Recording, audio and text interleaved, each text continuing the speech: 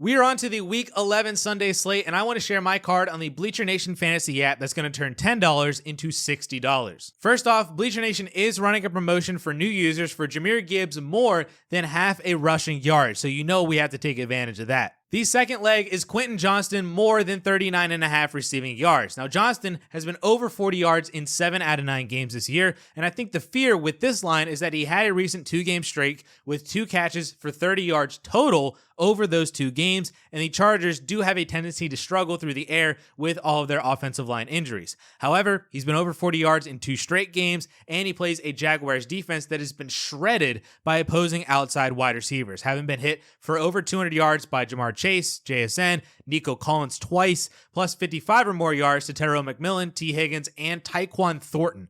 Ladd McConkey is going to get his, and I'm sure Oronde Gadsden is going to do well too, but Johnston really only needs just a couple of catches to get to 40 yards, and with how bad the Jaguars' passing defense is, I bet he gets there. Now, before I say the last leg, if you are signing up to tell me on these plays on the new Bleacher Nation Fantasy app, they are running a promotion where you get a 50% deposit match up to $250 with code SWISH. So now is absolutely the time to sign up and start playing on Bleacher Nation Fantasy. Lastly, I'm taking Nick Chubb more than 32.5 rushing yards. Now, I know this might sound weird, and I know that Chubb has been losing his job to rookie Woody Marks, who I do like this week too for his numbers and for fantasy football, but 32.5 yards is just too low for Nick Chubb against one of the worst teams and defenses in the league and for how this game script should go.